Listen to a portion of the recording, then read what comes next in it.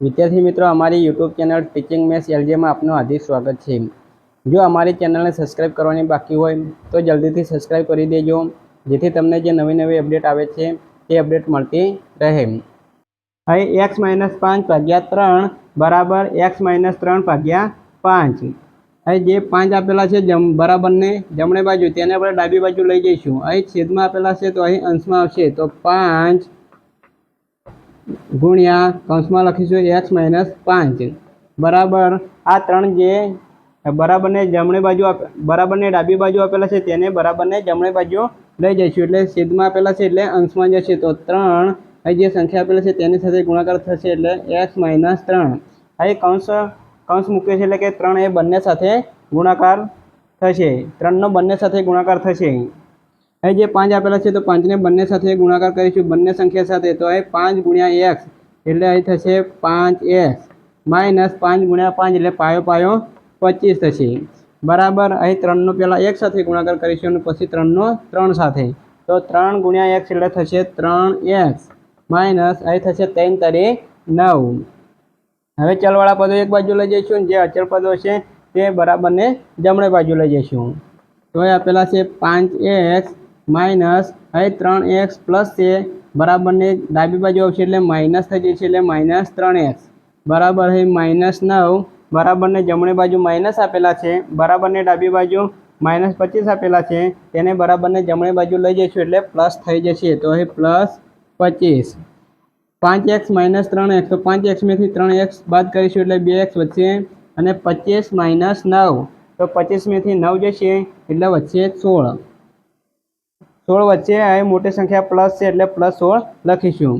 આપણે ચલની કિંમત મેળવવાની છે, તો અહીં ચલ x એમની એમ રાખીશું અને તેની સાથે જે 2 ગુણાયેલા છે તે 2 ભાગાકારમાં જશે, તો અહીં 16 ભાગ્યા 2 એટલે 16ના અવયવ પાડીશું 8 ગુણ્યા 2 ભાગ્યા 2 2 સમાન છે તે કેન્સલ થશે, તે ઉડાડી દીધા આપણે, એટલે વચ્ચે x બરાબર 8, તો અહીં x બરાબર 8 જે સમીકરણ છે રકમ છે તેનો ઉકેલ x બરાબર 8 આવ્યો છે।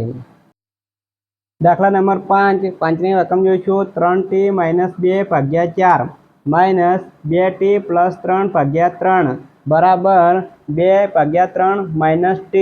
અહીં છેદમાં આપણે જોઈશું 4 અને 3 આપેલા છે, તો 4 અને 3નો લસા લઈશું, તો 4 અને 3નો લસા થશે એટલે કે 3 અને 4નો લસા 12 થશે, તો એ 12 લસા થશે એટલે બધા જે પદો આપેલા છે તેને 12 વડે ગુણાકાર કરીશું, તો જે આખું પદ છે તેને 12 વડે ગુણાકાર કરીશું એટલે કે 12 કૌંસમાં લખીશું 3t - 2 ભાગ્યા 4 માઇનસ આ આખા પદને પણ 12 વડે ગુણાકાર કરીશું, તો 2t + 3 ભાગ્યા 3 બરાબર 12 ગુણ્યા 2 ભાગ્યા 3 અને -12 તે અહીં 12 લસા લેવા માટે આપણે બધાને 12 વડે ગુણાકાર કર્યો છે।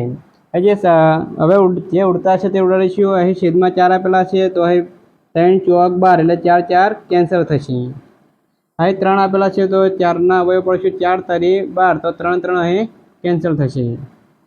અહીં 3 3 એટલે કે 4 ગુણ્યા 3 આપેલા છે, તો 3 3 ઉડી જશે એટલે 4 વધશે, અને અહીં 12t એટલે છેદમાં કશું નથી એટલે 12t તેમને એમ રાખીશું। અહીં હવે 3 વધ્યા છે, તો 3 હવે કૌંસમાં જે આપેલા છે તેનો ગુણાકાર કરીશું, તો 3t - 2 માઇનસ અહીં 4 એનો જે કૌંસમાં આપેલો છે તેને ગુણાકાર કરીશું, 2t + 3 બરાબર હવે આવશે 4 ગુણ્યા 2 માઇનસ 12t। અહીં 3નો અહીં કૌંસ આપેલો છે એટલે કે 3 બંને સાથે ગુણાયેલા છે, તો 3 તારી 9, તો અહીં થશે 9t - 3 દુ 6 માઇનસ 4 દુ 8 એટલે કે 8t માઇનસ અહીં -4ને 3 વડે ગુણાકાર કરવાના છે એટલે કે -4 છે એટલે -4ને 3 વડે ગુણાકાર કરીશું એટલે 12 જવાબ આવશે, -12 બરાબર 4 દુ 8 અને અહીં -12t। હવે જે ચલવાળા પદો છે તે બરાબરને ડાબી બાજુ લઈ જઈશું અને જે અચળ પદો છે તે બરાબરને જમણી બાજુ રાખીશું, તો એ ચલવાળા પદો પહેલાં જોઈશું, 9t - 8t।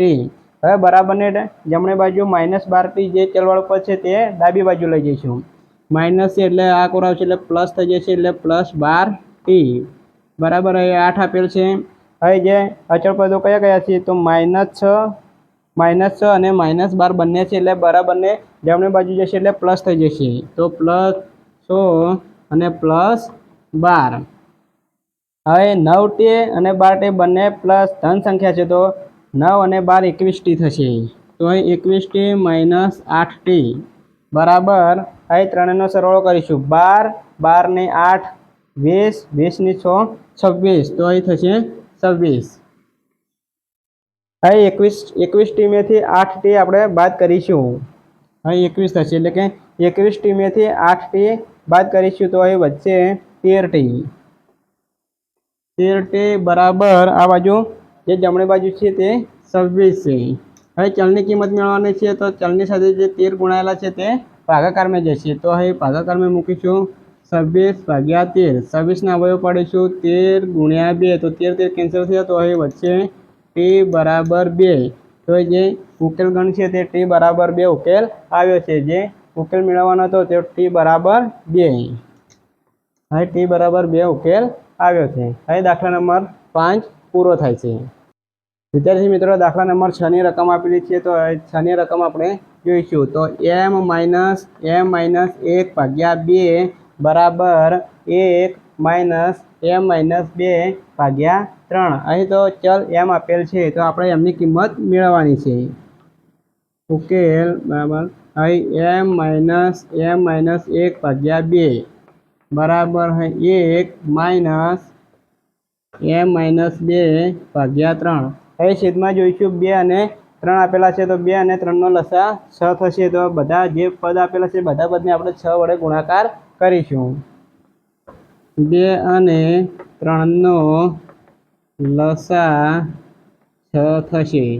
લસા 6 થાય છે એટલે જે પદ આપેલા છે તે તમામ પદોને ડાબી બાજુ અને જમણી બાજુ 6 વડે ગુણાકાર કરીશું તો અહીં ગુણાકાર કરતા 6 ગુણ્યા m માઇનસ અહીં m 6 અહીં m - 1 એ આખું પદ છે એટલે કૌંસમાં લખીશું m - 1/2 બરાબર 6 ગુણ્યા 1 માઇનસ 6 કૌંસમાં લખીશું m - 2/3.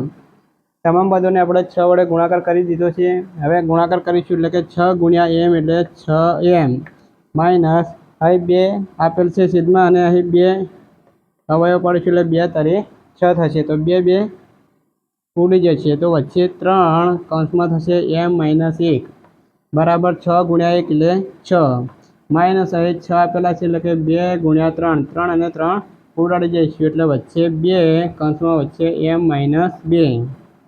હવે જે કૌંસનો ગુણાકાર છે તે ગુણાકાર કરીશું 6m - 3ને બંને સંખ્યા સાથે ગુણાકાર કરીશું એટલે 3m -3 અને -1 એટલે કે +3 થશે બરાબર 6 માઇનસ 2m થશે અને -2 ગુણ્યા -2 એટલે કે -4 થશે. હવે જે ચલવાળા પદો છે તેને બરાબરને ડાબી બાજુ રાખીશું અને જે અચળ પદો છે તેને બરાબરને જમણી બાજુ મૂકીશું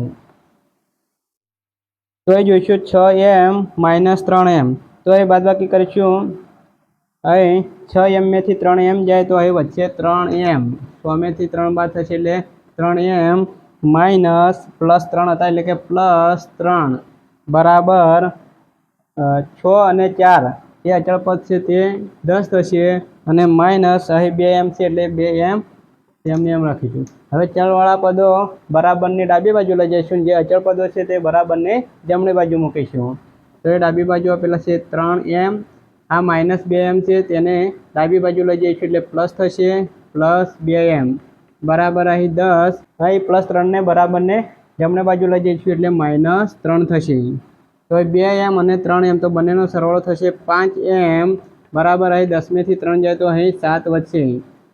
અહીં ચલની ઉકેલ મેળવવાનો છે એટલે ઉકેલ એટલે કે એમની કિંમત મેળવવાની છે તો m બરાબર અહીં એની સાથે 5 ગુણાયેલા છે તો 5 બરાબરની જમણી બાજુ જશે એટલે ભાગાકારમાં જશે એટલે કે 7/5 તો અહીં ઉકેલ આવ્યો છે m બરાબર 7/5.